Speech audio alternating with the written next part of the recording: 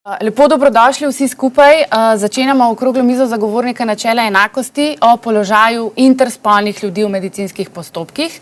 In začnemo seveda z nagovorom predstojnika zagovornika načela enakosti, Miha Lobnik. Izvoli. Lepo pozdravljene, pozdravljeni, dobrodošli na naši prvi okrogli mizi danes o položaju interspolnih ljudi v medicinskih postopkih. Zagovornik načela enakosti je institucija, ki v Sloveniji deluje od leta 2016 po zakonu o varstvu pred diskriminacijo, ki je predpisal naloge te institucije in tudi v okviru pravzaprav zakonsko varstvo pred diskriminacijo. Kot verjetno veste, se ukvarjamo z informiranjem ljudi v zvezi z situacijami, ki jih doživljajo kot diskriminacijo, svetovanjem. Imamo pa tudi pooblastila, da v primeru prijav diskriminacije te prijave preiskujemo in ugotavljamo, ali je v dejanjih posameznih ljudi oziroma institucij ali pravnih oseb prišlo do diskriminacije ali ne. Po drugi strani pa lahko diskriminacijo povzročajo tudi bolj strukturni elementi, kot na primer predpisi in zakonodaja. Zato pri nas tudi analiziramo obstoječo zakonodajo za tako imenovano oceno diskriminatornosti opisov. Poskušamo ugotoviti, ali iz samih zakonodajnih predpisov izhajajo okoliščine, ki povzročajo neenakopravnost oziroma diskriminacijo. Pri tem delu se srečujemo z zelo različnimi okoliščinami, ki so lahko razlog za diskriminacijo.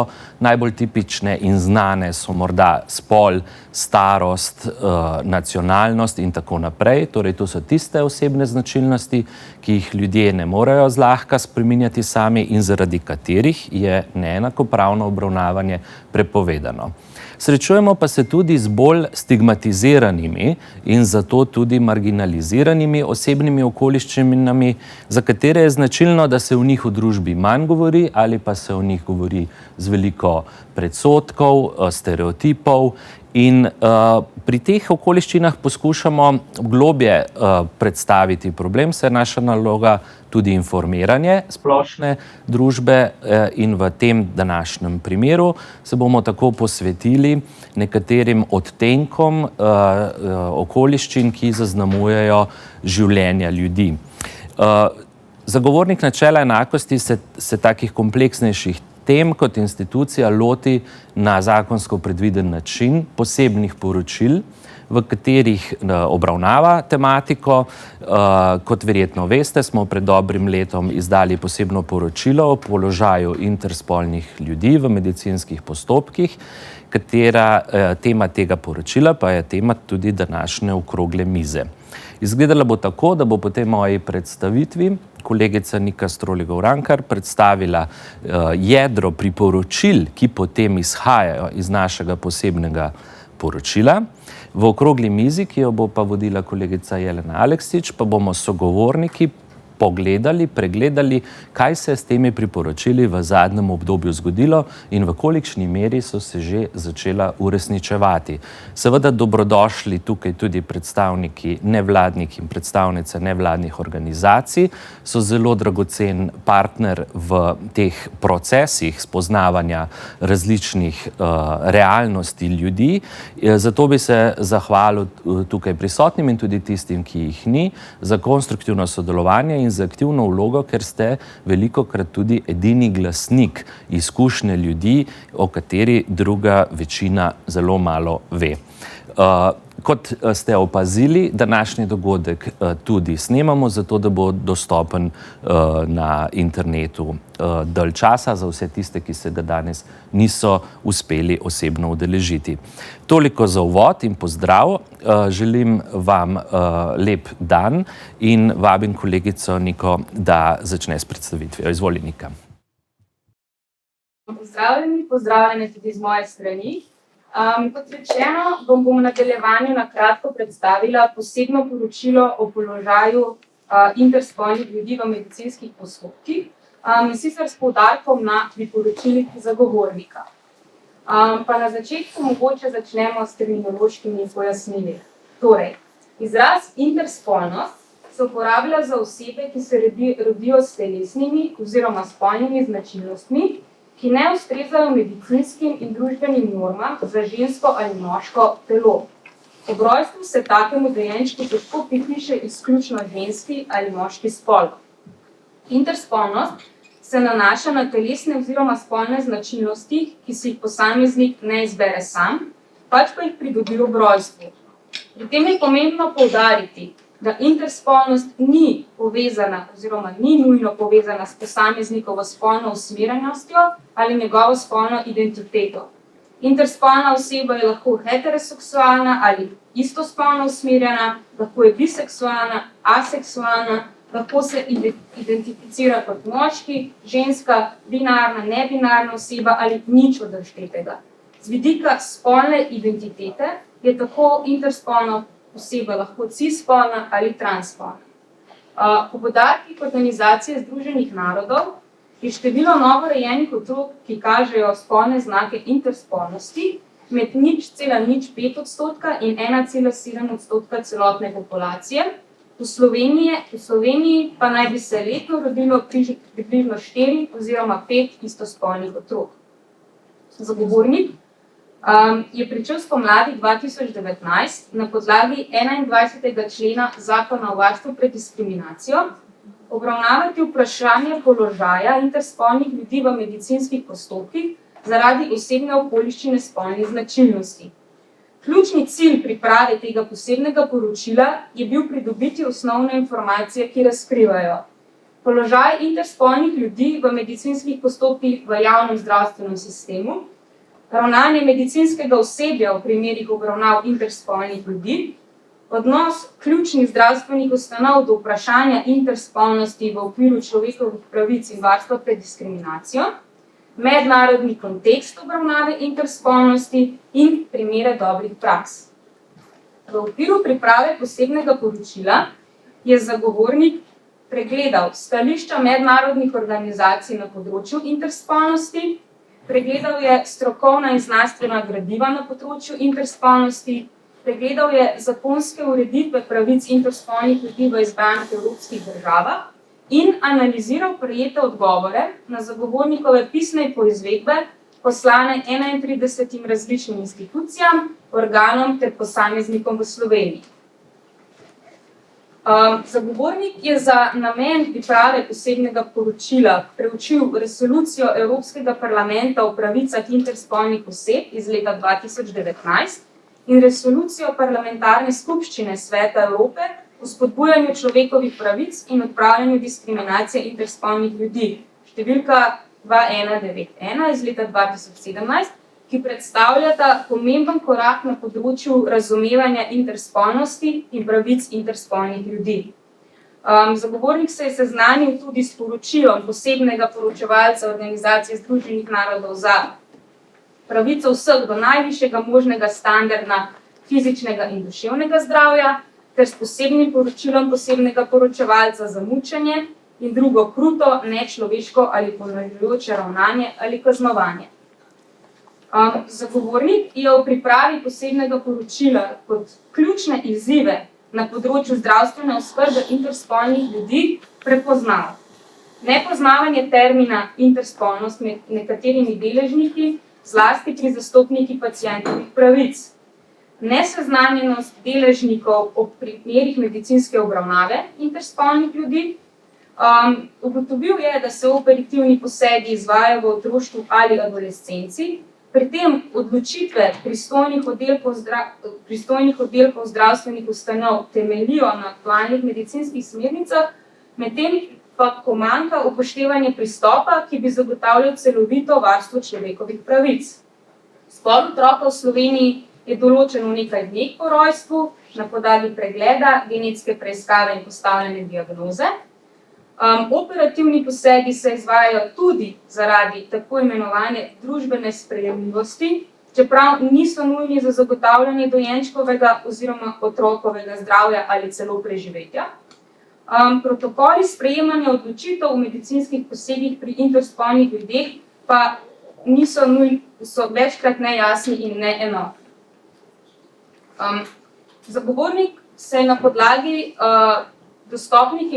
na podlagi dostopnih informacij izoblikoval več priporočil sistemskega značaja. Namenjeni določena priporočila in imenu izvršni veji oblasti, ki je pristojno za oblikovanje in izvrševanje politik, torej vladi in pristojnim ministrstvom, določena priporočila pa zdravstvenim ustanovam ter zdravstveni in medicinski stroki, ki se neposredno srečuje z interspolnimi ljudmi. Zagovornik je tako v okviru priporočil različnim resorjem vlade kot oblikovalcem in izvrševalcem politik priporočil oziroma priporoča. Zagovornik Ministrstvu za zdravje priporoča, da imenuje neodvisno interdisciplinarno delovno skupino za revizijo trenutnih protokolov za medicinsko obravnavo interspolnih ljudi, za pripravo enotnega protokola ter za njegovo uskladitev s sodobnimi medicinskimi smernicami in praksami, vključno z mednarodnimi standardi človekovih pravic interspolnih ljudi. Zagovornik Ministrstvu za notranje zadeve priporoča, da preuči možnosti zakonske ureditve krožnih postopkov za registracijo rojstva oziroma pravnega priznanja spola na podlagi samoopredelitve. Zagovornik priporoča Ministrstvu za zdravje, znanost in šport, Ministrstvu za zdravje in Ministrstvu za izobraževanje, znanost in šport, da v sodelovanju s stroko in civilno družbo zagotovita aktivnosti za osveščanje splošne in posebnih javnosti o človekovih pravicah interspolnih ljudi in v različnih oblikah diskriminacije, s katerimi se ti soočajo. Priporoča, da izboljšata možnosti dodatnega strokovnega usposabljanja o interspolnosti za zaposlene v zdravstvenih ustanovah ter na zdravstvenih in medicinskih izobraževalnih ustanovah na vseh ravneh. Zagovornik na to Ministrstvo za izobraževanje, znanost in šport dodatno priporoča, da posodobi izobraževalna gradiva tako, da bodo vključevala sodobne izobraževalne vsebine o pojavu interspolnosti ter varstvu pred diskriminacijo interspolnih ljudi. Zagovornik je podal posebna priporočila tudi zdravstvenim ustanovam. Zdravstvenim ustanovam tako priporoča, da se vzdržijo izvajanje vseh nenujnih medicinskih posegov v spolne značilnosti interspolnih otrok, ki bi bili upravljeni brez njihovega soglasja z namenom določitve njihovega spola oziroma da se vzdržijo do takrat, ko lahko otrok poda ustrezno soglasje. Ustanovam prav tako priporoča, da zagotovijo, da so interspolni otroci in njihovi starši oziroma skrbniki pred medicinskim posegom v njihovo telo ustrezno obveščeni o poteku teh posegov, o vseh njegovih morebitnih posledicah ter o možnostih psihosocialnega in psihološkega svetovanja. Kot zadnje, zagovornik medicinskim ustanovam priporoča, da dosledno upoštevajo definicije in termine povezane z interspolnostjo, ki temeljijo na depatologizaciji in spoštovanju človekovih pravic interspolnih ljudi, pri čemer naj se odpirajo tudi na resoluciji Evropskega parlamenta in parlamentarne skupščine Sveta Evrope. Hvala. Hvala, Nika. Zdaj pa vabim goste, da se mi pridružijo na tej okrogli mizi oziroma okroglih mizah. Izvolite. Torej, za začetek bi samo še se predstavila, torej moje ime je Jelena Aleksič in sem vodja našega tako imenovanega sistemskega oddelka oziroma oddelka za spremljanje, ozaveščanje in preventivo in bom povezovala ta današnji pogovor. In seveda najprej lepo pozdravljam naši gosti, naša gosta, ki so se odzvali na vabilo. In jih bom kar predstavila, čeprav je vse tukaj napisano, ampak se mi zdi, da morda je malce slabo vidno. Z nami je gospa Mojca Kraševec z Direktorata za upravno notranje zadeve, Ministrstva za notranje zadeve. Lepo pozdravljeni. Potem je gospod Aleš Ojsteršek, vodja sektorja za razvoj izobraževanja na Ministrstvu za izobraževanje, znanost in šport. Dobrodošli. Hvala. Z nami je tudi magister Gorazd Kavšek, predstojnik kliničnega oddelka za perinatologijo ginekološke klinike UKC Ljubljana. Dobrodošli. in Jerneja Turin z Centra za človekove pravice v okviru Varuha človekovih pravic. Tako da zdaj pa lahko se naprej posvetimo naši vsebini. Torej, kot je bilo rečeno, na okrogli mizi se bomo prednostno posvetili priporočilom zagovornika načela enakosti, ki jih je izdal v tem posebnem poročilu, položaj interspolnih ljudi v medicinskih postopkih. Gostje boste dobili besedo najprej po vrstnem redu, kot si sledijo priporočila tudi v posebnem poročilu. Preden pa se še nadalje posvetimo vsebini oziroma pogovoru, pa naj samo še povem, da so svojo odsotnost za danes opravičili predstavniki Ministrstva za zdravje in strokovni direktor Pediatrične klinike Ljubljana. K razpravi smo povabili le ljubljanski kliniki, ker so vsi interspolni otroci v Sloveniji obravnavani v okviru teh dveh klinik UKC Ljubljana in torej ne bi imelo smisla vabiti klinik iz recimo UKC Maribor, čeprav smo jih, ko smo pripravljali posebno poročilo, tudi zajeli v poizvedbo.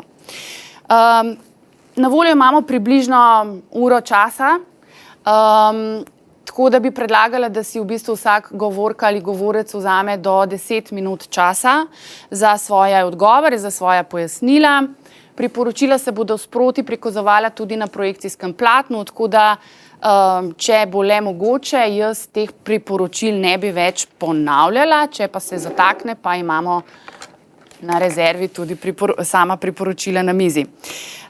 Tako da bi kar nadaljevali in sicer najprej z Ministrstvom za notranje zadeve. Izpisalo se je priporočilo, ki se nanaša na možnost zakonske ureditve tako imenovanih prožnih postopkov za registracijo rojstev otrok. Gospa Kraševec, izvolite, kako se je vaše ministrstvo do zdaj lotilo tega priporočila? Zaenkrat zadeva ostaja taka, kot je doslej, ker imamo tako zakonodajo, da v bistvu Ministrstvo za notranje zadeve vodi in upravlja matični register, v katerem se med drugim vpisuje tudi spol pri prijavi pri rojstvu, Ena izmed obveznih podatkov pri rojstvu je tudi spol, tako da po pravilniku o izvrševanju zakona o matičnem registru prijava rojstva, ki jo posreduje pač bolnišnica, porodnišnica na upravno enoto, vsebuje tudi spol, za katerega vemo, da je tudi del enotne matične številke, ki je pa seveda ključni povezovalni element v uradnih evidencah na nivoju celotne države. Tako da tukaj nismo še ničesar spremenili. Lahko pojasnim, da je v bistvu bila strani Ministrstva za delo, družino in socialne zadeve v letu 2019 ustanovljena medresorska delovna skupina za preučitev ureditve spremembe spola in pravnega priznanja spola v Republiki Sloveniji. Ta medresorska delovna skupina se je zaključila, svojim delom zaključila marca 2021 in je pač v svojem zaključnem gradivu. V tej medresorski delovni skupini smo sodelovali predstavniki Ministrstva za notranje zadeve, Ministrstva za zdravje in Ministrstva za pravosodje. Ob zaključku pa smo podali rešitve in sicer najbolj optimalna rešitev se nam je zdela, da bi se pač pripravil poseben zakon, ki bi uredil pravno priznanje spola oziroma spremembo spola v Republiki Sloveniji. Ker nemogoče je to urediti v matičnem registru oziroma v zakonu o matičnem registru, ker je to zgolj registrski zakon, v katerem pač ki pač rešuje vpise spremembe osebnega stanja v uradno evidenco. To je nekako tehnični zapis, neka končna posledica neke spremembe osebnega stanja. Enako tudi pravilnik. Vemo, da je 37. člen pravilnika določa, kako se vpiše sprememba spola, da je za to podlaga potrdilo pristojne zdravstvene ustanove o spremembi spola, pri čemer pač nas kot nek evidenčni organ ne zanima, do kakšne spremembe je prišlo, ali je sploh v resnici prišlo do neke fizične spremembe, ali gre zgolj za počutje nekoga. Tako da enostavno mislimo, da je optimalna rešitev, da se pripravi ta zakon. Mi smo tudi predlagali, da bi tukaj vodilno vlogo še vedno imelo Ministrstvo za delo, družino in socialne zadeve. Ne morem vam pa povedati zdaj katero nosilno ministrstvo bo za pripravo tega zakona. Mi ga kot Ministrstvo za notranje zadeve absolutno podpiramo, vendar se pa tukaj ne vidimo kot nosilno ministrstvo, glede na to, da smo samo evidentičar te ključne posledice, te spremembe v uradno evidenco. Tako da vsekakor bi nujno potrebovali ta zakon, ki bi pač vse te postopke natančno opredelil, organ, pred katerim bi se tako priznanje podalo. Tukaj imamo pač mi določene tudi, vidimo, sprašujemo se, kako bi bilo recimo to, ali je to res tako enostavno, ali je to res lahko samo v upravnem postopku, mogoče za polnoletne osebe, ja, za mladoletne, za katere pa bi verjetno morali vloge podajati tudi njihovi zakoniti zastopniki, pa že nismo več prepričani, ali bi bil dovolj upravni postopek. Če samo za primer povem, kako je to urejeno pri spremembi osebnega imena, ki se nam zdi bistveno manj da vpliva na otrokovo življenje, kot je neka sprememba spola, pa imamo tukaj, je vedno potrebno, da vlogo poda zakoniti zastopnik oziroma oba zakonita zastopnika, ali če otrok živi samo z enim od staršev, mora drugi starš soglašati, če ne soglašata, zopet tukaj pristopi Center za socialno delo, ki pomaga doseči soglasje, in če tudi tega ni, o tem odloča sodišče. Tako da tukaj se nam poraja ena dilema, kako bi bilo recimo pri spremembi spola otrokov, kakor sem že rekla, ker se mi zdi, da je to res, ima večjo težo kot neka sprememba osebnega imena. Se pravi, vse te stvari bi morali nekako opredeliti v posebnem zakonu.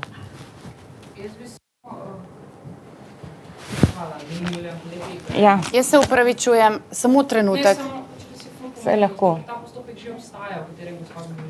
Jaz bi predlagala, če Ne, jaz ničesar ne trdim. Če obstaja, mi kar prosim povejte, v upravnem postopku in tem pač tega postopka ni. Mi dobimo samo potrdilo, Če dobimo potrdilo, odločba ni problem.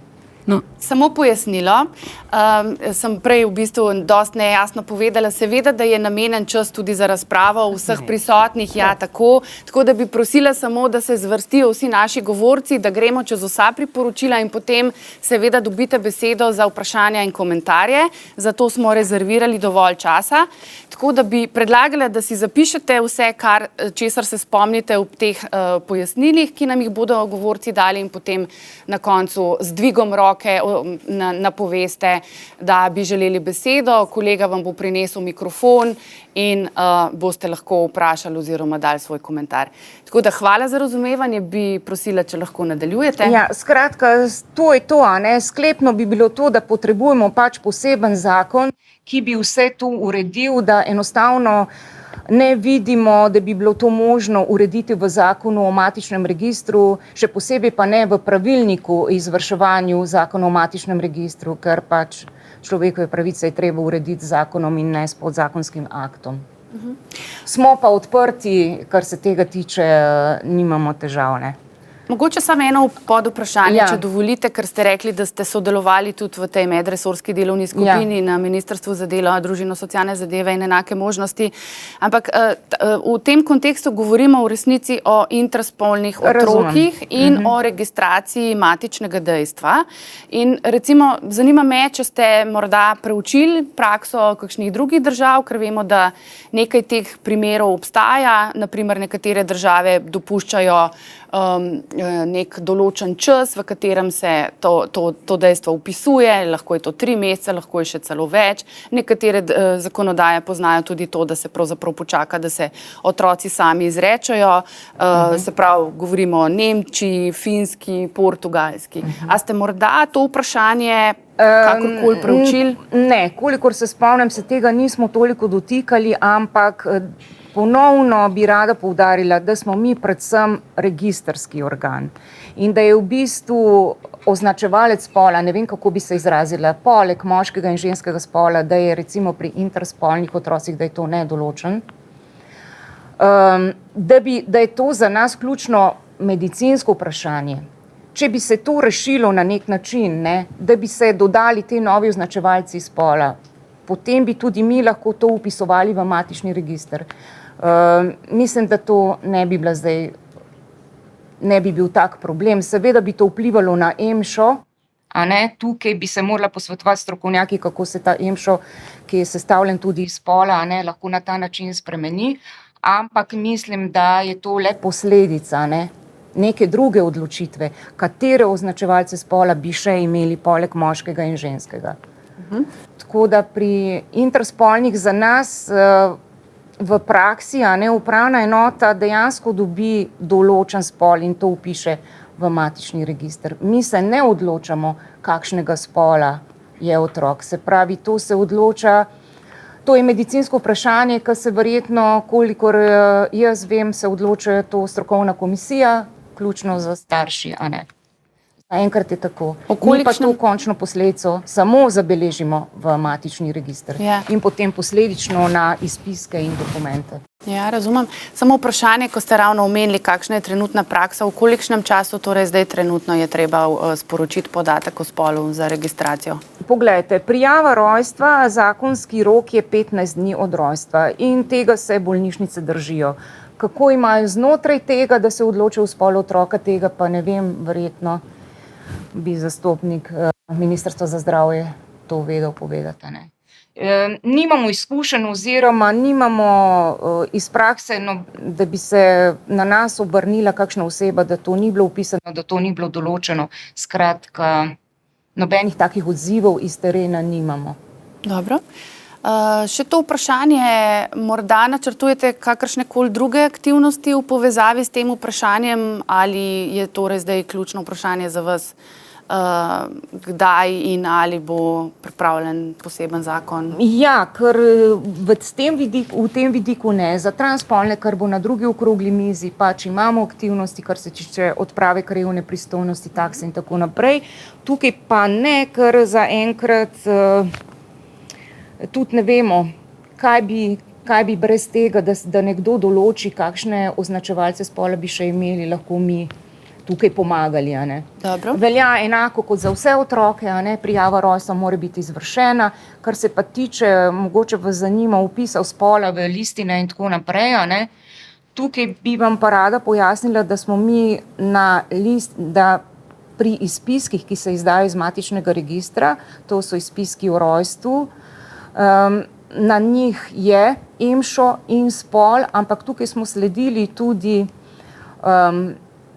mednarodnim konvencijam, katerih podpisnike smo mi, tudi Republika Slovenija, to je Pariška in Dunajska konvencija o izdajanju izpiskov iz matičnega registra na mednarodnih obrazcih. Tukaj je natančno določeno, da se vpiše spol na izpisek in tudi kateri spol je določeno, moški ali ženski. Tukaj smo pač sledili tudi z našimi obrazci, a ne, tem mednarodnim konvencijam. Kar se tiče pa osebnih listin, dokumentov, predvsem potnih listin, smo pa prav tako vezani na mednarodne standarde, ICAO standarde, ki tudi določajo, da se spol zabeleži tako na biografsko stran potnega lista, kot v strojni zapis na potnem listu, a ne.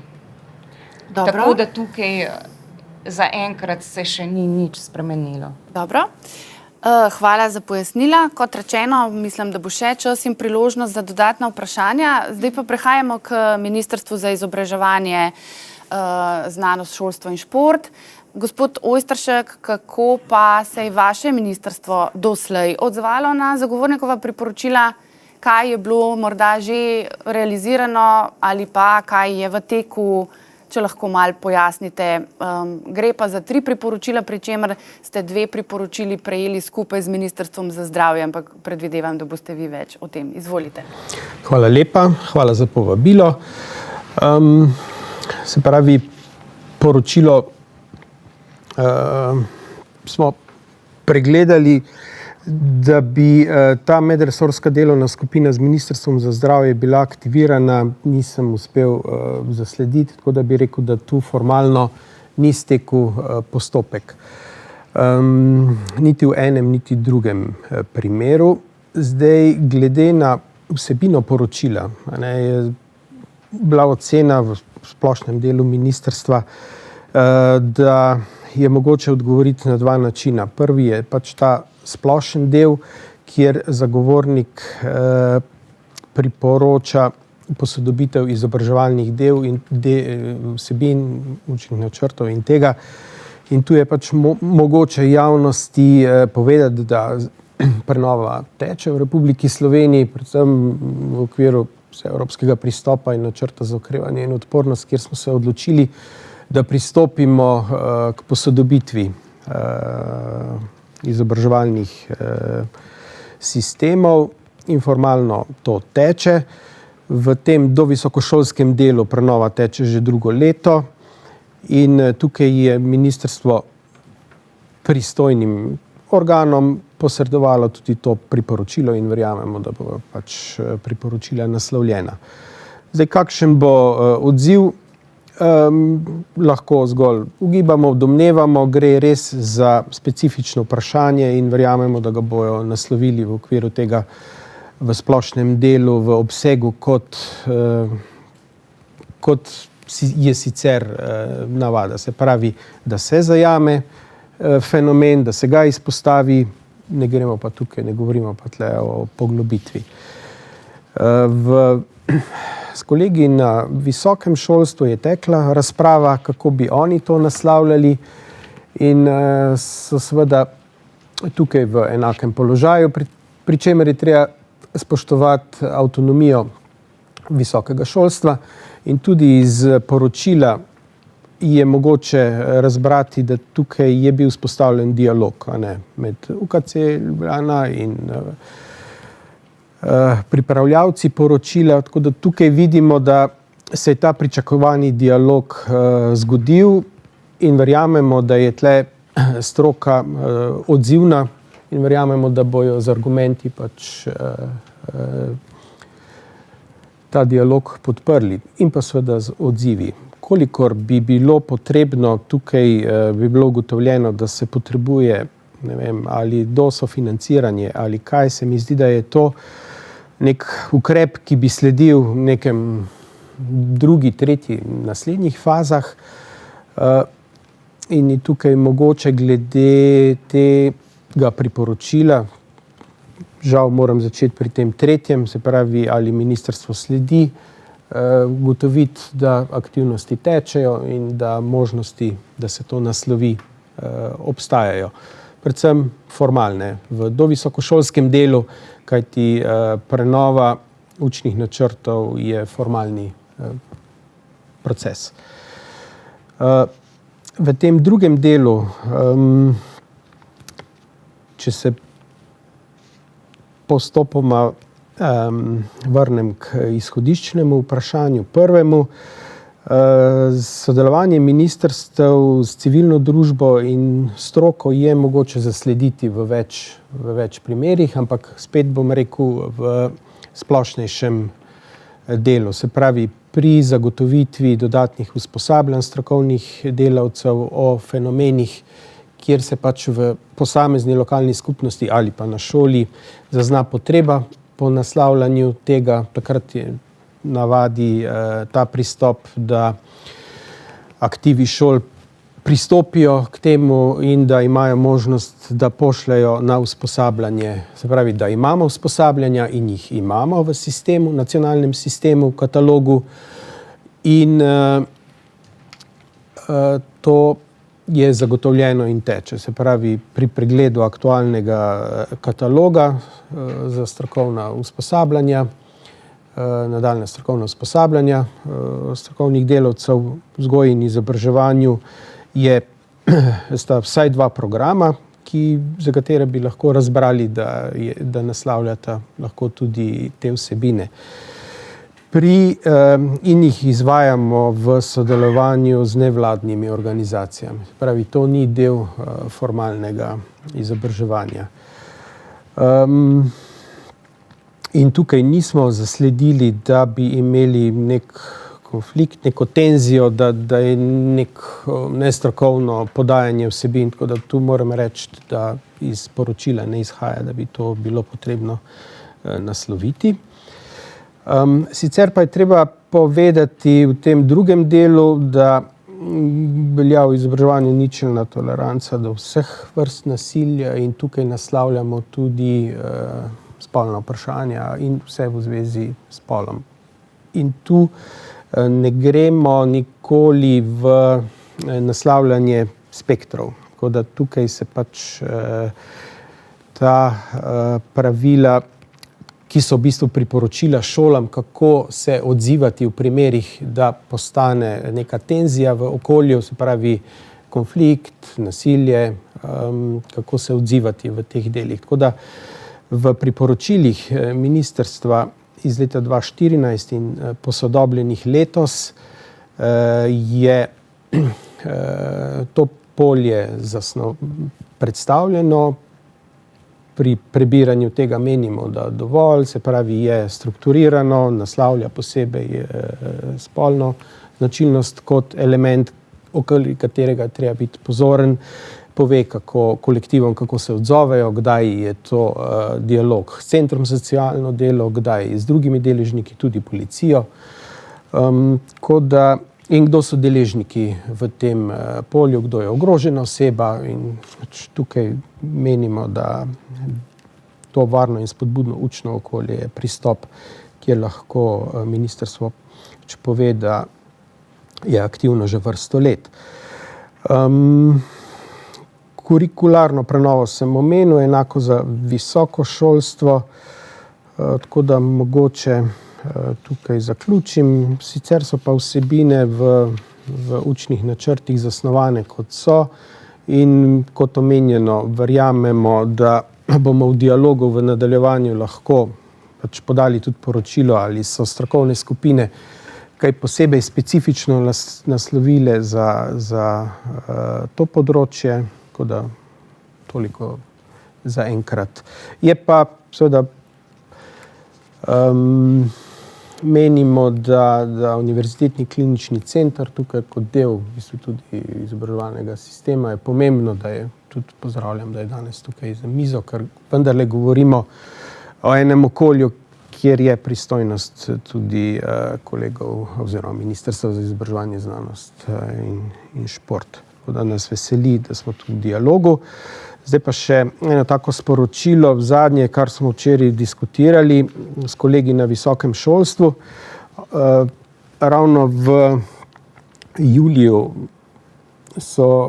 je ministrstvo objavilo razpis, s katerim v univerzitetni prostor umešča v karierne centre dodatna usposabljanja z možnostjo ozaveščanja kariernih svetovalcev, da bi se izboljšalo študijsko okolje za študente in posebej naslavljajo in seveda tudi v drugem delu za usposabljanje raziskovalcev, profesorjev.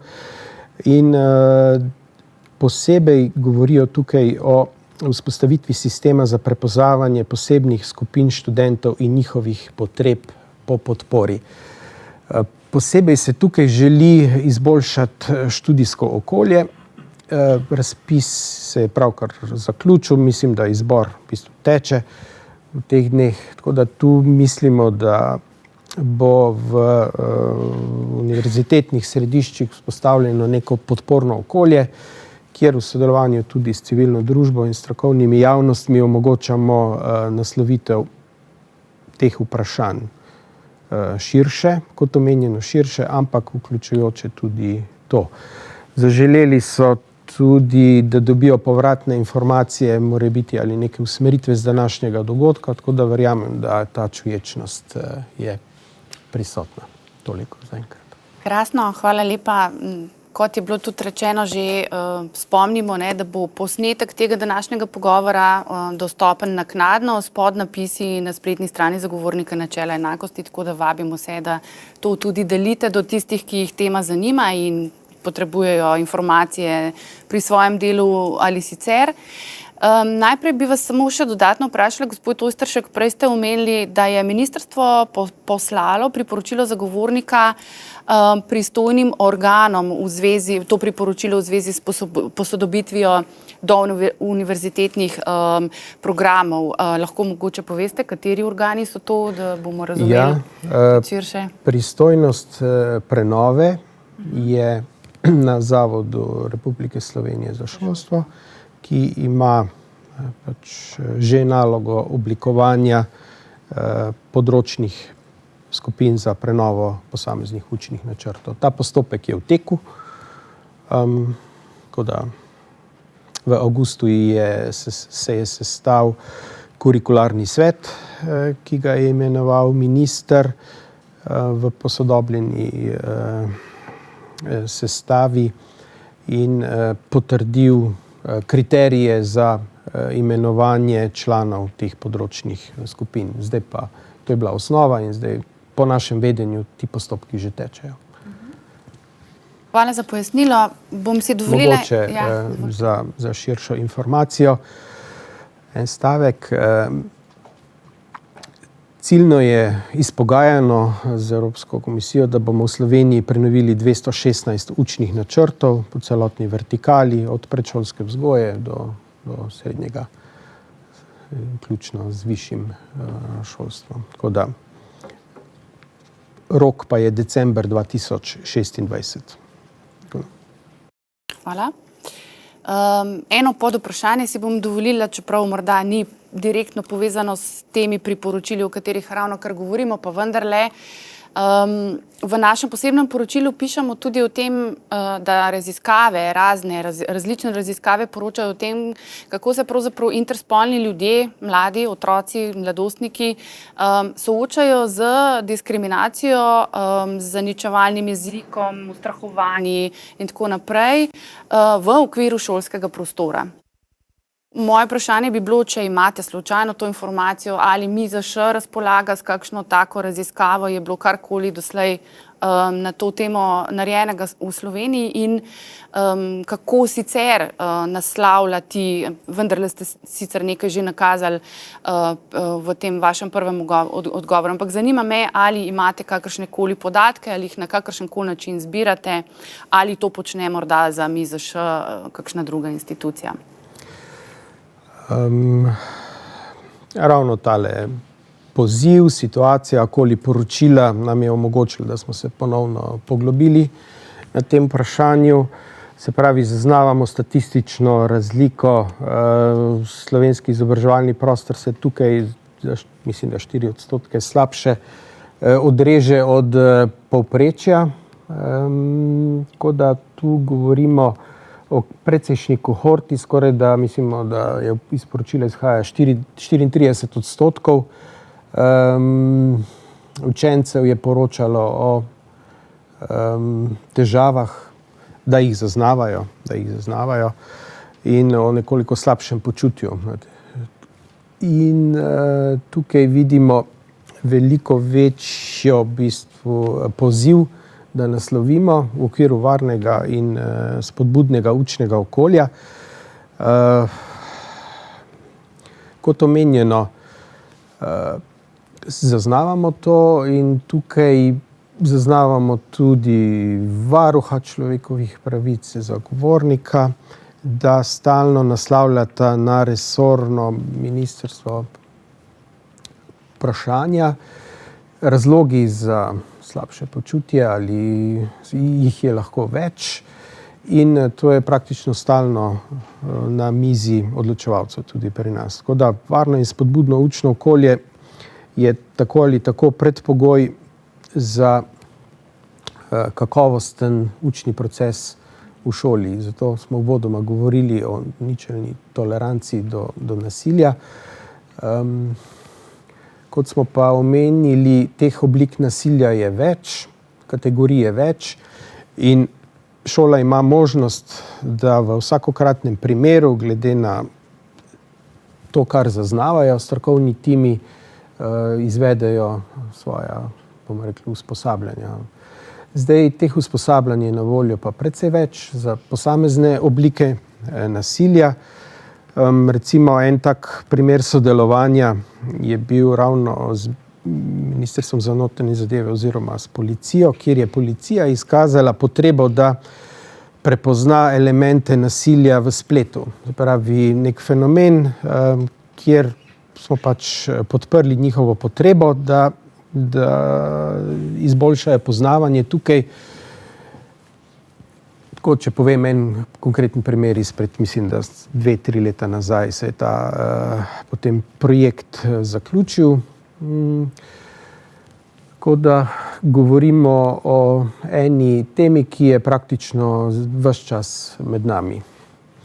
Ne želimo si primerov, ko se nasilje zgodi, ker takrat je pač ta akcija, reakcija, fenomen in to ne doprinese niti k miru, niti k rešitvi. Ves čas je pomembno, se zavedamo, da je varno in spodbudno učno okolje edino, ki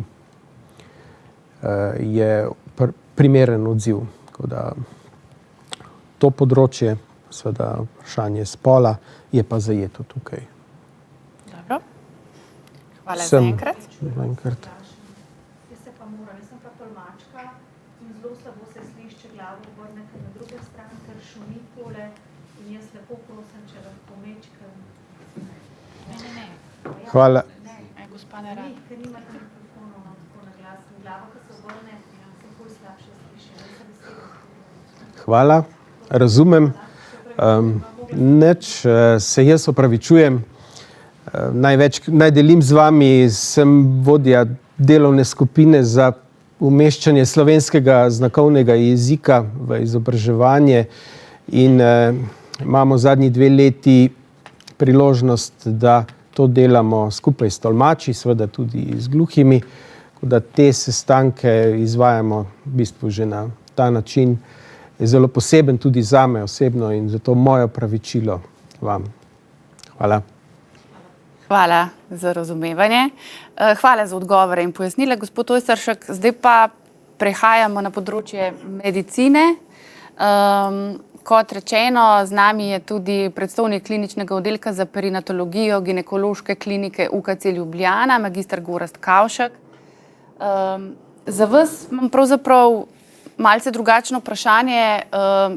Ste seveda ena od zdravstvenih ustanov, ki ste prejeli zagovornikovo priporočilo, ampak morda za začetek naj povem, da je klinični oddelek za perinatologijo porodnišnica največja slovenska porodnišnica, kjer se rodi 1/3 slovenskih otrok in da je klinični oddelek za perinatologijo še posebej se ukvarja z spremljanjem in zdravljenjem bolnih nosečnic in plodov iz cele Slovenije ter z odkrivanjem razvojnih nepravilnosti pri plodu.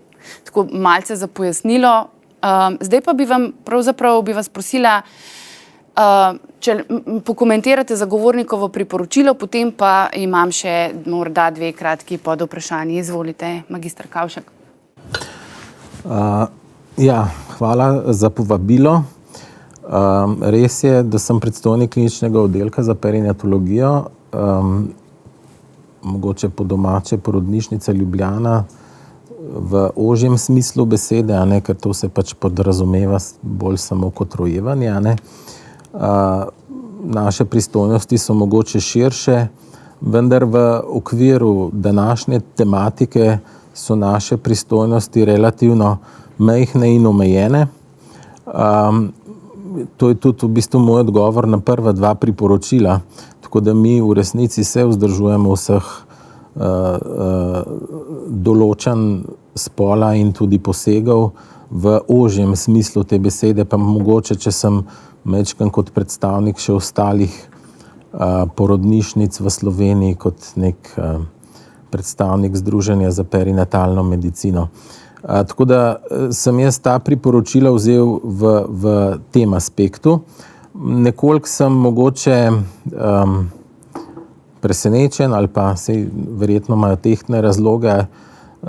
Zdi se mi zelo pomembno, bi se mi zdelo, da bi bil tukaj predstavnik pediatrične klinike v Ljubljani, ker dejansko se tam odvija ta zgodba naprej, ker teh primerov ni veliko. Tukaj sem zasledil v poročilu zagovornika, da mogoče je malo presenečen v diskrepanci številk, čeprav mislim, da niso. Mi smo poročali o približno 1 primeru na leto v naši porodnišnici, kjer je dobrih 5000 porodov, kar v bistvu ustreza tem številkam, 2 na 10 000. S tem, da določene interspolne značilnosti tudi ni moč na prvo žogo v prvih nekaj dneh opredeliti.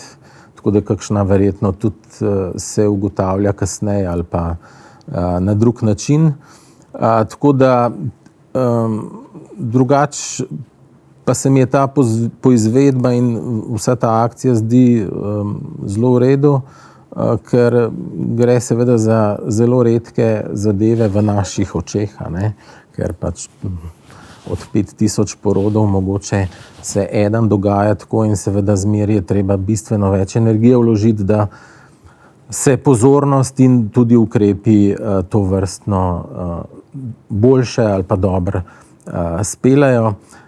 Skratka, tisti problem, o katerem smo razmišljali v sklopu vse te pobude, seveda se iz stališča porodnišnic nanaša na tisto, kar smo poslušali v začetku, se pravi na prijavo rojstva. Mi imamo naš nacionalni perinatalni informacijski sistem, kjer mi beležimo oznako nedoločljiv spol.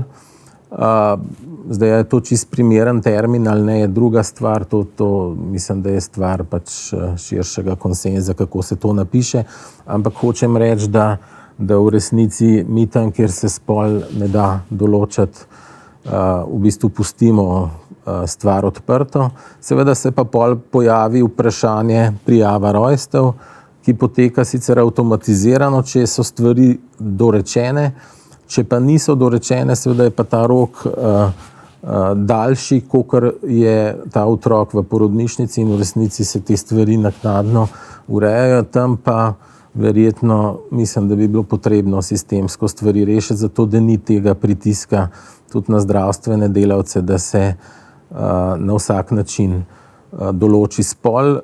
Moram reči, da sem se precej pogovarjal, ampak vam ne znam točno povedati, kaj se v posameznem primeru, ker to je res redka zadeva in mislim, da v zadnjih, odkar je ta poizvedba prišla, nismo imeli nobenega takega primera, tako da potem je pa težko relevantne informacije dobiti. Mislim pa, da to je kar pomembna sistemska stvar, kjer bi nek pritisk se bistveno zmanjšal. Kar se tiče nadaljne obravnave, v resnici je to stvar pediatrične klinike, kjer je ta komisija in konzil in multidisciplinarni tim, kakor je meni znano v zadnjih letih, mislim, da so se stvari zelo obrnile v tej smeri, o kateri govorimo, tako da bi lahko težko zdaj trdim, ker jaz sem zdaj posredni glas, ampak mislim, da se v veliki večini primerov upošteva te zadeve, o katerih govorimo in v resnici nekih posegov se ne izvaja. Ginekolog v resnici je samo en pol člen v kasnejši fazi, če pride pač do kakšnih, se pravi, ko se dogovorijo, kakšne stvari so potrebne. Ena oblika seveda je pa iz medicinskega stališča, so pač neke nujne stvari, o katerih je stvar, se lahko pogovarjamo ali pa samo nisem jaz najprimernejši sogovornik, kjer je pač potrebna mogoče neka odločitev, ne šele pri 18. letu, ampak prej, ampak to so podrobnosti, ki v bistvu zahtevajo en resen multidisciplinarno obravnavo. Tako da to sta prve dva priporočila, drugo in tretje priporočilo sem pa jaz vzel oziroma mislim, da je dragoceno, da zvezano je pa z tem ozaveščanjem in izobraževanjem, tako da smo nekje razpravljali na naših sestankih, konzilih o teh terminologijah in teh zadevah, ker seveda o tem mogoče se premalo govori oziroma je premalo pozornosti, ker je to redka zadeva. Mislim pa, da je res pomembno, da se nek kurikulum tudi v izobraževanju zdravstvenih delavcev mogoče uredi. Jaz nisem zdaj čisto točen poznavalec tega, mogoče pa je včasih preveč medicinsko orientirano za premalo aspekta iz stališča diskriminacije človekovih pravic in podobnih zadev. Skratka, da se osvetli zadeva ne samo iz medicinskega stališča oziroma kje je neka mogoče medicinska ovira ali pa patološka sprememba, ne, ampak kakšen vpliv ima to tudi na druge strani. Ne. Tako da mislim, da je to skoraj vse na prvo žogo, kar sem želel povedati. Bi bilo pa res, bom še enkrat poudaril, dobro, da bi tudi ta multidisciplinarni tim, se pravi predstavnik tega, tukaj osvetljiv te zadeve, ker mislim, da to je res pomembno in takih primerov je, ne vem, 5, 6, 7 na leto in v resnici gravitira cela Slovenija na to točko, kar je tudi edino prav, ker je premajhna kazuistika, da bi lahko to razdrobili na različne segmente. Zato, ker gre najbrž tudi za združevanje specialističnih znanj, ki so potrebni za obravnavo interspolnih pacientov, verjetno. Tako je. To različne, mislim, tukaj je cel spekter zelo različnih stvari, kjer je treba osvetliti tako z medicinskega stališča in omogočati ustrezno informiranje staršev. Tisto, kar je tudi zelo pomembno, seveda je ozaveščanje družbe v celoti, ker tukaj gre v resnici velikrat pri določitvi spola za pritisk staršev, bolj kot zdravstvenega osebja, ker v resnici mislim, da v naši družbi še ni dovolj sprejeto, da spol ni določen v teh dveh binarnih kategorijah, ki jih imamo zdaj. In s tem je velik pritisk tudi na to obravnavo. Seveda izobraževanje in ozaveščanje je pač tukaj zelo pomemben aspekt, da je omogočeno tudi obravnava taka, kot je treba in more biti. Hvala za to pojasnilo. Če dovolite eno podvprašanje, s časovnico smo popolnoma v redu.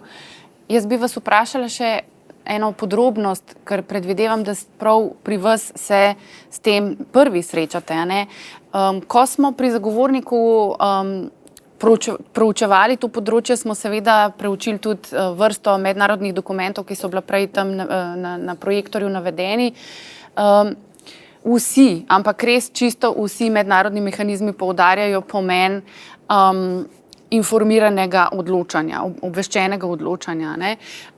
To, kar ste zdaj povedali, je recimo zame osebno pač pomemben poudarek, kdo je pravzaprav tisti, ki si želi čim prej razjasniti situacijo glede biološkega spola. Ampak kako se recimo pri vas, ko morate seveda govoriti o interspolnosti otroka z starši, kako se s tem soočate? Ali recimo v to obveščanje, izobraževanje na nek način recimo vključujete poleg medicinske tudi druge stroke, specialiste za kakšna druga področja? Sej, kot sem rekel, mogoče nisem čisto pravi naslov za to vprašanje, razumem vaše vprašanje, ker naš iz stališča izobraževanja bi lahko vam pritrdil, da tukaj je treba še kar nekaj korakov narediti. Mislim, da tukaj je zanemarjeno področje. Če govorim o širšem aspektu, se pravi, tukaj so babice, vsi zdravstveni delavci, ne samo zdravniki, ker pač v bistvu v tej prvi stopni pridejo v kontakt in je zelo pomembno, da v resnici so dovolj ozaveščeni, da prave informacije dajo. Kar se tiče informiranega pristanka, to je pri nas praksa tudi za vse ostale stvari, tako da mislim, da smo tega kar vešči. To v zadnjih letih ali pa mogoče celo desetletjih, lahko rečem, se tukaj veliko spremenilo. Informiran pristanek seveda za vsako stvar, pač po zakonu o pacientovih pravicah se ne razlikuje bistveno za druge stvari kot za to. Seveda je pa znanje in ozaveščenost in informiranost pomemben element in tukaj mislim, da imamo še kar nekaj dela, da to speljemo na čim širšem nivoju. Če se pri nas tak otrok rodi, potem v resnici preide v nekaj dneh oziroma takoj praktično v obravnavo na pediatrično kliniko, kjer do tega otroka in seveda staršev pristopita tim, ki pa je multidisciplinaren. Zdaj večkrat to pa težko komentiram, koliko so vpletene tudi druge še organizacije. To bi res se izvzel, da ne bom, ker nisem del pač tega tima. Ja, razumem. Odlično, hvala. In zdaj prehajamo še k naši zadnji gosti. Kot rečeno, gospa Jerneja Torin prihaja z Varuha človekovih pravic, z Centra za človekove pravice. Gospa Torin, mi vas nismo povabili kot predstavnico institucije, ki je prejemnica zagovornikovega priporočila, ampak v bistvu z namenom, da to današnjo temo osvetlite z vidika varstva človekovih pravic. Tako da vam dajem besedo, pa bomo morda se še kasneje odzvali s kakšnimi podvprašanji. Izvolite. Hvala za vabilo, pa besedo. Lep pozdrav vsem. V zadnjem desetletju se je v bistvu glede tematike današnje okrogle mize z vidika varstva človekovih pravic res izoblikovalo neko jasno stališče, predvsem mednarodnih organov za varstvo človekovih pravic. V nadaljevanju jih bom predstavila, tako da bom tudi zaradi točnega navajanja veliko citirala. Kot je že bilo omenjeno na prejšnji predstavitvi, recimo posebni poročevalec Združenih narodov za pravico do zdravja že leta 2009 v svojem poročilu zdravstvene delavce pozval, naj si prizadevajo za odlaganje vseh nenujnih, invazivnih in nepovratnih posegov, dokler otroci niso dovolj zreli, da za poseg sami podajo soglasje s tem predhodnim obveščanjem. Podobno je posebni poročevalec Združenih narodov za prepoved mučenja v svojem poročilu leta 2014 kritiziral zdravstveno nepotrebne in nepovratne operacije dojenčkov in otrok, opravljene brez njihovega soglasja, ter pozval vse države, da takšne operacije prepovejo. Tudi urad Visoke komisarke Združenih narodov za človekove pravice, različna pogodbena telesa Združenih narodov so v preteklosti ostro kritizirali kozmetične ali druge zdravstvene nenujne operacije otroških, spolnih in reproduktivnih organov, kadar spet ni upoštevano otrokovo mnenje. Agencije in organi Združenih narodov, vključno Svetovno zdravstveno organizacijo, so opozorili, da imajo lahko postopki za normalizacijo spola nepopravljive in doživljenjsko negativne posledice za fizično in duševno zdravje interspolnih ljudi. Torej, interspolne osebe so skozi mednarodne pogodbe, tako kot vsi, varovane predvsem s človekovimi pravicami relevantne za to situacijo. To so človekove pravice varstva pred diskriminacijo, pravico do telesne celovitosti, do zasebnega življenja, najvišjega standarda zdravja, do samoodločanja in tudi zaščite pred mučenjem ali drugim slabim ravnanjem. Te pravice recimo določajo Konvencija o otrokovih pravicah, o odpravi diskriminacije žensk, Mednarodni pakt o državljanskih političnih pravicah, Mednarodni pakt o ekonomskih socialnih pravicah, Konvencija proti mučenju in vse te pogodbe v bistvu pravno zavezujejo tudi Slovenijo. In odbori Združenih narodov, ki so ustanovljeni v bistvu zato, da razlagajo določbe teh konvencij, pa tudi da periodično pregledujejo stanje uresničevanja teh pravic, v državah pogodbenicah konstantno v bistvu te nenujne, invazivne, irreverzibilne kirurške in hormonske posege pri interspolnih otrocih brez privolitve označujejo za škodljive in nasprotju z otrokovimi pravicami. Zdaj bom povzela samo nekatere iz letošnjega leta, tako da so čisto pač novejše prakse. Recimo odbor Združenih narodov za otrokove pravice je v obravnavi teh periodičnih priporočil samo letos kar 6 državam dal priporočila, ki se vežejo na današnjo temo. Torej recimo Hrvaško je na primer pozval naj zagotovi, da interspolni otroci niso podvrženi nepotrebnemu medicinskemu ali kirurškemu zdravljenju v skladu s pravicami otroka do telesne celovitosti, avtonomije in samoodločbe. Nadalje je Hrvaško pozval tudi k preiskavi primerov kirurškega in drugega zdravstvenega zdravljenja interspolnih otrok brez informiranega soglasja ter k zagotovitvi odškodnine žrtvam takšnega zdravljenja. Podobna priporočila je odbor letos dal tudi Grčiji, Islandiji, Zambiji, Čilu. Nizozemsko je recimo pozval k izrecni prepovedi izvajanja takih nepotrebnih medicinskih ali kirurškega zdravljenja interspolnih otrok, kjer je te postopke možno varno odložiti, dokler otroci sami ne bodo sposobni dati svoje informirane privolitve. Podobno odbor za človekove pravice, ki nadzoruje izvajanje mednarodnega pakta o državljanskih in političnih pravicah, recimo lanskem letu je v zaključnih ugotovitvah Nemčije izrazil zaskrbljenost zaradi poročil, da so bili interspolni otroci v nekaterih primerih podvrženi takim postopkom. Zaskrbljen je bil tudi, da takšna dejanja pogosto temeljijo na nekem stereotipnem videnju vlog spolov, vključujejo ponižujoče in boleče postopke, ter se izvajajo, preden so te osebe dovolj stare, da dajo svobodno in zavestno privolitev. Odbor je sicer Nemčijo pohvalil, ker je leta 2021 sprejela zakon o varstvu otrok z variacijami v spolnem razvoju, a ob tem izrazil zaskrbljenost, ker zakon ne omejuje izrecno vseh problematičnih praks in ne določa kazenske odgovornosti. Podal je mnenje, da bi morala država pogodbenica v bistvu sprejeti vse potrebne ukrepe za zagotovitev, da so vsa dejanja v zvezi s pripisovanjem spola interspolnim otrokom, ki se izvajajo brez njihove svobodne in zavestne privolitve, izrecno prepovedana, razen v primerih, ko so takšni posegi nujno potrebni iz zdravstvenih razlogov in v najboljšem interesu otroka. K podobni spremembi zakonodaje odbor letos pozval tudi Kanado, ob tem pozval tudi k preiskavam primerov kirurškega in drugega zdravstvenega zdravljenja brez informiranega soglasja otrok in k sprejemu določb, da bi žrtvam zdravljenja zagotovili odškodnino. Pozval je tudi k izobraževanju in usposabljanju zdravstvenih delavcev o spolnih raznolikosti ter posledicah takih nepotrebnih kirurških in drugih posegov.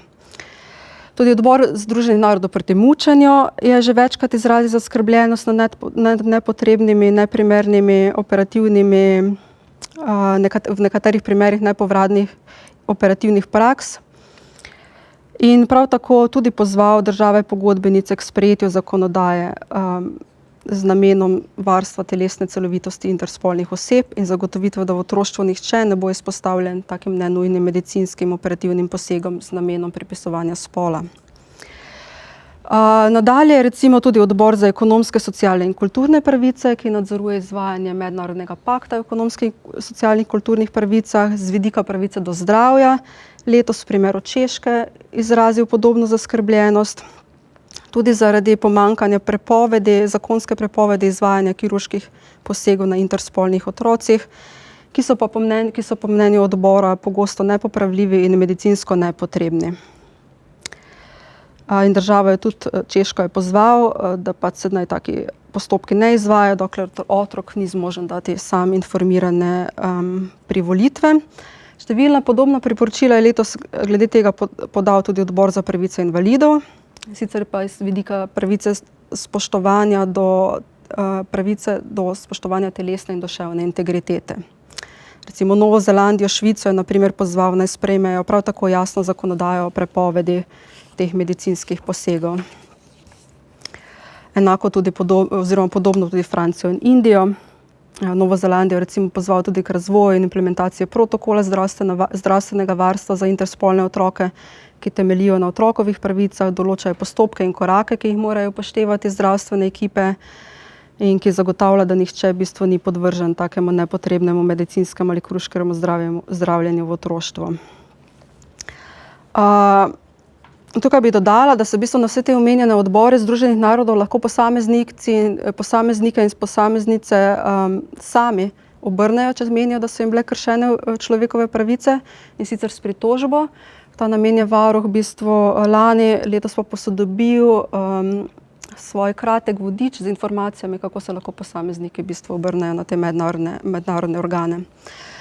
Na ravni Evrope se je s tem vprašanjem recimo ukvarjal tudi odbor za bioetiko Sveta Evrope, ki je leta 2017 podal mnenje, da za uporabo tako imenovanih praks normalizacije spola v bistvu manjkajo dokazi in nujnost, ter da ni garancija, da bo zgodnja operacija sovpadala z otrokovo dejansko identiteto, spolnimi interesi, željami in izgledom telesa.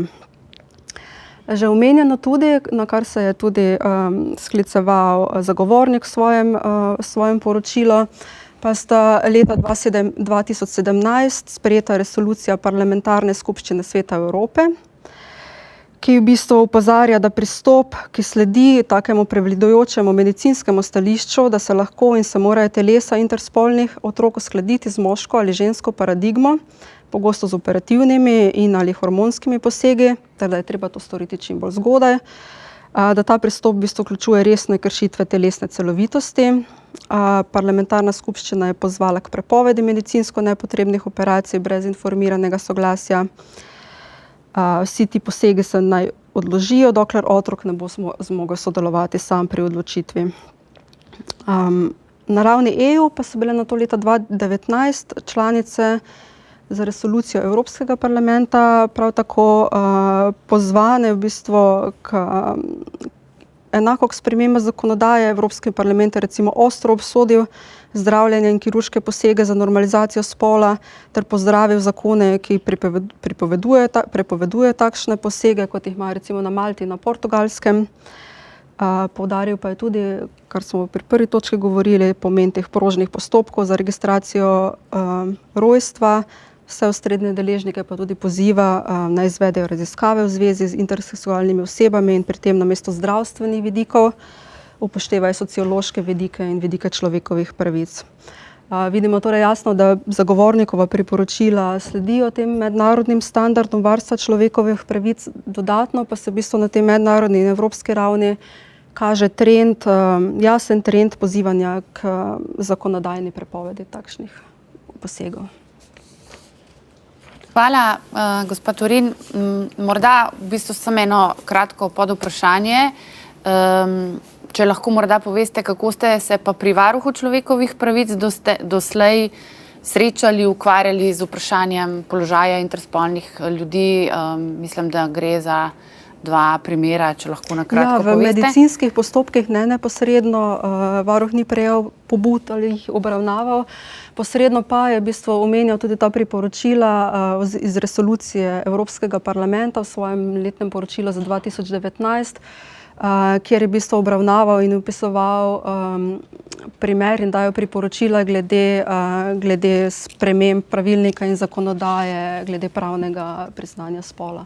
No, tako da zelo posredno v bistvu samo. V redu, hvala. Smo pravzaprav prišli do konca tega našega omizja. Priporočila so skomentirana, seveda priporočila zagovornika za tiste institucije, ki jih danes tukaj vi, gostje, zastopate. Tako da zdaj je čas, da odpremo razpravo. Jaz bi prosila, da se morda dogovorimo, kot rečeno, da dvignete roko, če želite besedo, kolega vam bo prinesel mikrofon, po želji ustanete, prosim, če se predstavite in potem recimo v 5 minutah zastavite vprašanje kateremu od sogovornikov ali pa z nami delite vaš komentar, vaše razmisleke. Potem pa bomo videli, če bo ostalo dovolj časa, lahko naredimo še morda en krog. Tako da izvolite, odpiram razpravo. Hvala. Pa se opravičujem za prej. Lin Julijan Koletnik, Amnesty Slovenije. Jaz imam v bistvu samo 3 komentarje. Prvi je za gospod Kraševec. Rad bi samo izrekel, da obstaja že v Sloveniji postopek pravnega priznanja spola za mladoletne osebe, ki se izvaja, tudi na EU pravi obstaja vloga v tem in je popolnoma, mislim, so smernice, kako starša naj podata soglasje itd., tako da mi v praksi ne vidimo problema, da ta postopek ne bi mogel obstajati še dalje. Potem bi želel komentirati, večkrat je bila omenjena možnost nekega vpisa nevtralnega ali pa X, ni bilo specifično rečeno, katerega spolnega označevalca za spol interspolnih oseb, in iz dolgoletnih izkušenj spremljanja interspolnih aktivistov je to nekaj, kar se v bistvu zelo ne priporoča. Zato, ker to potem tega otroka takoj vsakič, ko se more pač pokazati svoje dokumente, se ga stigmatizira in v bistvu je nejasno, zakaj. Zato vsekakor bi želel samo opozoriti, da to ni neka dobra praksa za voljo uresničevanja človekovih pravic in pravice do zasebnosti in mnogih drugih za interspolne osebe.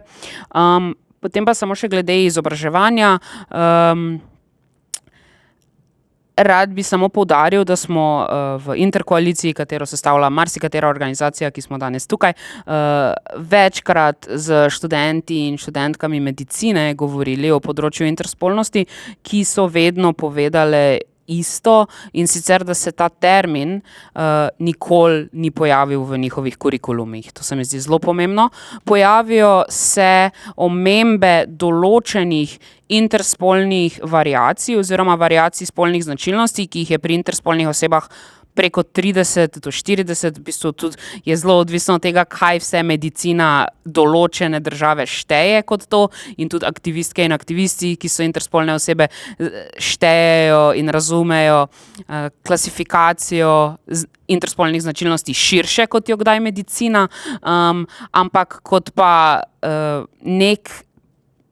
družbena skupina, kot družbena manjšina, ki pa poleg neke zdravstvene obravnave potrebuje tudi celostno oskrbo, ki jo lahko naslavlja pa samo neka medresorska skupina, ki jo omenjate in ki je tudi v priporočilih, ki vključuje tudi psihološko podporo, osveščanje itd. To pa je nekaj, kar ljudje, ki potem delajo s temi ljudmi, nikoli niso poučeni o tem. In se mi zdi to kar ključna točka. Jaz bom s tem zaključil, vprašanj nimam. Hvala. Hvala. Mogoče Lahko je komentar, samo gospa ta Krašnik? prvi komentar, če lahko komentiram, v zvezi s tem pravnim priznanjem spola, to, kar sem jaz mislila povedati. Tukaj, kar je gospod Koletnik pač poudaril, da to pravno priznanje za otroka že obstaja, vloga za to spremembo v matičnem registru res obstaja, ampak še vedno je pa potrebno potrdilo zdravstvene ustanove. Tukaj samo starši vložijo zahtevo za svojega otroka, še vedno pa je potrebno potrdilo. Jaz sem pa mislila primere, ko bi bilo zakonom že določeno, kje in kako se lahko taka izjava poda brez druge podlage, to je zdravniškega potrdila. To bi pa recimo moralo biti v posebnem zakonu jasno določeno, ali bi bilo v takem primeru dovolj za mladoletne otroke, za mogoče osebe pod skrbništvom, ne vem, za neke določene skupine ljudi, ali bi bil primeren in ustrezen samo upravni postopek, ali bi moral sodelovati še kakšen drug organ, recimo pri mladoletnih, da je še kakšno mnenje centra za socialno delo, če ni soglasje zakonitih zastopnikov, pa tudi mogoče sodišče, ker gre za eno bistveno spremembo v otrokovem življenju. Samo to. To pa res obstaja, ja. Hvala. Hvala. Mogoče še kakšen komentar na druga dva poudarka glede izobraževanja zdravstvenih in medicinskih profilov. Tudi mi smo nekako zaznali, moram priznati to, na kar je opozoril Lin v enem konkretnem primeru, da pač pojem interspolnost ni bil razumljen pravilno in to strani ene zdravstvene ustanove. Tukaj je težava verjetno tudi v tem, da se ne uporabljajo medicinski termini, potem pa te termini, ki so malce bolj prisotni v teh nekih drugih kontekstih, naprimer mednarodnega prava ali pa družbenih disciplin, sociologije, socialne psihologije. Tako da očitno imamo na tem področju izziv, se pravi poznavanja ne samo pojma, ampak seveda ljudi za to osebno okoliščino. Jaz bi kratek komentar. Terminologija pač je stvar, ki tudi zahteva pozornost. Zdaj mislim, da sem eno knjižico bral, Angleži uporabljajo tudi tako imenovan different sex differentiation. Malo bolj medicinsko je tudi po svoje posrečen izraz, ker ne ustvarja take patologije na vsej zgodbi, ker je pač cel spekter, kar se tiče pa. To je zelo ozko področje iz medicinskega stališča in seveda velikrat izpade iz vseh drugih pogostih zadev. In to je v bistvu problem in zato mislim, da bi mogel imeti kurikulum osvetlitve teh stanj prav zaradi tega. Ne? Zato, ker v resnici, če je prepuščeno obravnavi pač nekih medicinskih stanj, se to velikrat zgubi v poplavi vsega ostalega in se dobi premalo tega znanja in ozavedanja. Ne? Tako da mislim, da tukaj je prav, da se naredi kaj več. Hvala. Še vi? Se strinjam, vsakokratni trenutek in današnji je tak, oziroma poročilo je tako, je priložnost, da se zadeve na novo poglobljeno pogledajo in da se sistem odzove. Tako da jaz pričakujem od tega procesa, da bo napredek tudi na tem področju. Tako da to je. Jaz sem še en stavek o tem timu. No. Tim, mislim, da v zadnjem času je zelo razširjen, je psiholog, veliko enih elementov, se mislim, da je v odgovoru, v poročilu je to napisan, bi bil še kakšen drug člen zraven, mogoče tudi, no, ampak to sem to kot komentar, da to je, ne, do neke mere. Sveda, če se vrnem, mene bi iz tega poročila res izrazito skrbelo, če bi videl, da ni bilo recimo tukaj dialoga zagovornik pa ustanove, ne, na tem področju. Tako da ne govorimo o praznem polju. Dobro, hvala za enkrat. Mislim, da je tamle Nataša Poselj dvignila roko. Lahko, ja. Izvoli. Hvala lepa. Jaz bi imela samo v bistvu tudi komentar. Najprej, ja, Nataša Poselj z Amnesty International Slovenije. Najprej hvala zagovorniku in vsem, ki ste danes tukaj na tem dogodku. Hvala za poročilo in hvala za ta dogodek, ki je naslednji korak pri tem, da vidimo, kje v realizaciji priporočil kot država smo, in je zelo dobro imeti to sliko, kaj se na posameznem področju je zgodilo oziroma zelo pomembno, kaj se še ni zgodilo, in res hvala vsem udeležencem tudi. Jaz bi mogoče samo še par informacij samo dodala. Eno je glede tega števila, ker ko rečemo 1 ali pa 4-5 na leto, ne, je to, bi samo primerjala s to številko, da je ocena Združenih narodov, da je interspolnih oseb približno 1,7% v družbi, ne, to je približno toliko, kot je rdečelasih oseb. In tukaj imamo kategorijo in ta je, velikokrat smo danes omenjali kategorijo otrok ali pa tudi odraslih, ki jih ni možno, torej ki nimajo tipičnih spolnih lastnosti, ki bi ustrezale pričakovanim določilom spola. Gre pa seveda tudi za širšo in zelo široki spekter, recimo lahko pojavnosti, značilnosti ali pa tudi diagnoz, ki tudi sodijo v to, tudi pri otrocih ali pa ljudeh, ki so sicer pa imajo jasno pripisan spol. Naprimer, gre za malformacije, kot se imenujejo, ženskih spolnih organov ali moških, ne, in pod to sodi tudi naprimer hipospadija. Tukaj govorim zaradi tega, ker tukaj govorimo o tem, da so posegi, kadar ni zdravstvenega razloga za to, nedopustni. Ne. In recimo hipospadija je pojav, če bom prav opredelila, kjer se sečnica ne izteče ravno na koncu penisa, naprimer. In to iz zdravstvenega vidika ni nujno stanje, ki bi zahtevalo popravek, recimo normalizacijo, govorim pod narekovaji, ne, ampak prihaja do recimo takih operacij. Na Danskem so imeli še, ne vem, dobrih 10 let nazaj, recimo podatek iz leta 2008, priporočila glede velikosti klitorisa ali penisa. Ne. Če je bil klitoris večji od 9 mm, je bil priporočen operativni poseg, ne, in to v zelo kratkem času po rojstvu, mesecu, 2, in če je bil penis manjši od 2,5 cm. Ne. Tako da, če sprašujemo mi medicinsko stroko tudi v Sloveniji, ne, v interspolnosti ni definicije, katera vsa stanja bi pod to naj sodila ali sodijo, in v bistvu zato je tudi pridobivanje podatkov o tej širši sliki, kateri vse posege bi morebitno pod to sodili, je seveda zato toliko težja. Ne.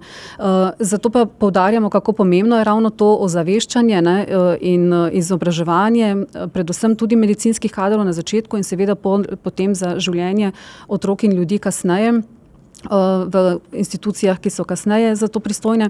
Ampak recimo študije, ne vem, v Švici so pokazale, kako različno je bilo odločanje staršev, če so imeli tudi, ne vem, mnenje psihologov in neko celostno informacijo in ne samo endokrinologov, recimo ali medicinske stroke pri tem, ko so se odločali za medicinske posege.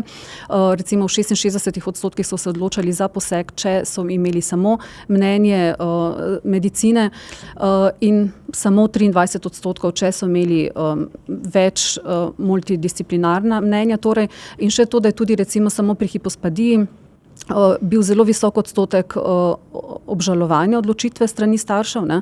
Tako da razumemo seveda, je to pričakovanje družbeno pogojeno, vsak hoče vedeti, ali je fantek ali je punčka, ko se otrok rodi, ne? Ampak starši takrat so pod velikim pritiskom, ne? So v situaciji, ki je ne pričakujejo in ob manjku celovitih informacij je kasnejša njihova stiska pa toliko večja, ne? Kajti velikokrat to ne gre za eno operacijo, ne, gre za recimo, ne vem, tukaj imam en primer, da je bilo na Danskem zaradi 128 primerov blage hipospadije 1640 obiskov v bolnici, ne, in gre za večkratne operacije za rastjo tkiva osebe in tako naprej. Če so hormonska zdravljena, ima to številne škodljive posledice od osteoporoze, osteopenije, številnih zlomov v zelo mladih letih, tako da je tudi ta stiska staršev se v bistvu ne konča z odločitvijo, ne, ampak se velikokrat takrat šele začne, ker vidijo, da so se odločali na zelo omejeni količini informacij. Stanje, ki ga s tem sprožijo, je pa lahko doživljenjsko. Tako da samo toliko v dopolnitev, mogoče tudi glede teh številk, pa tudi jaz nimam zdaj vprašanja. No, hvala. Če lahko dva stavka. Hvala, seveda, izvolite. Ja, to se strinjam, kle je stvar, kaj se vse vključi, ne, se zelo na široko ali se bolj na ozko. Določene stvari so pa verjetno zelo mejne in so tako, seveda tukaj je pač še identiteta spola nek mogoče dodaten problem, vendar kot pri obravnavi katerekoli bolezni, kjer v resnici ta informiran pristanek mora biti tak, kot je potreben, ne? Da seveda se zavedamo, kaj se dogaja, recimo pri takih zelo specifičnih problemih, kjer mogoče lahko določene težave se pojavijo. Ne? Nekje v ozkem smislu najbolj pogosta pri nas je kongenitalna adrenalna hiperplazija, kjer v bistvu, če določenih elementov zdravljenja ne uvedeš, je v bistvu življenje ogrožujoče stanje. Ne? Zdaj, to je zdaj skrajen primer, ne? Potem imate pa cel spekter in seveda v vsako medicinsko razreševanje stvari seveda je treba širše aspekte vplesti, to se strinjam in verjetno tukaj veliko stvari se da narediti. Ja, če lahko samo dodam, zato pa je tudi zagovornikovo priporočilo, pa tudi sicer vsa mednarodna priporočila pravzaprav uporabljajo to dikcijo nenujni oziroma tako imenovani kozmetični posegi, ne. Seveda je potem vprašanje, kdo določi, kaj je nujno in nenujno, to, kar je bilo pravzaprav zdaj upozorjeno v diskusiji Nataše Posel. Recimo, ne, samo preberem citat iz resolucije Evropskega parlamenta o pravicah interseksualnih oseb, ki med drugim pravi, ne, ugotavlja tudi, da citiram, se kozmetični in nujni posegi pogosto predlagajo v paketu, tako da se starši in interseksualne oziroma interspolne osebe ne morejo seznaniti z vsemi posledicami posameznega posega. Torej, kot vidimo, mednarodni odločevalci, no, v resnici Evropski parlament zaznava res te zelo, bom rekla, podrobnosti, ki pa seveda na koncu prinesejo lahko res, kot je bilo že večkrat omenjeno, veliko škodo in seveda absolutno ogrožajo ustrezen standard varstva človekovih pravic na splošno, ne. Dobro, jaz bi morda še pozvala, imamo še časa dovolj za kakšno vprašanje za naše gosti, komentar iz publike.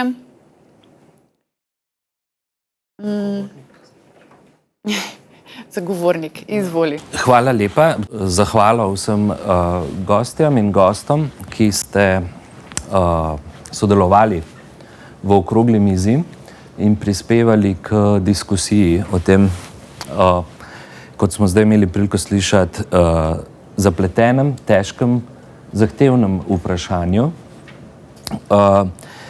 In sem vesel, da nam je ta pogovor uspel v tako široki zasedbi. Čeprav današnji dogodek ne prinaša gostov s prvoosebno izkušnjo, niti staršev tistih s prvoosebno izkušnjo, za katere mora biti to, kot si lahko predstavljamo, zelo zahtevna in težka izkušnja. Ne? In predstavlja ta naša debata pravzaprav pogovor tretjih oseb, institucij o strukturnih vprašanjih, kjer se lahko samo zaslutimo, ne, v kako težkih dilemah se ljudje znajdejo, kaj pomeni sprejeti identiteto, ki jo ni mogoče enostavno umestiti v enega od dveh spolov, kako težkimi odločitvami so pravzaprav soočeni in seveda, kakšne vrste stigme jih doleti na vsakem koraku potem v življenju, sporočanja okolici njihovega stanja, njihove neke resnične biti. Vsa ta vprašanja omenjam zato, da se tega tukaj spomnimo in da tega ne pozabimo in da tisti, ki bodo to debato spremljali kasneje po spletu in želijo morda s svojimi izkušnjami pristopiti tudi do naše institucije ali pa katerekoli druge, da ste seveda povabljeni, da se oglasite preko maila ali drugih poti.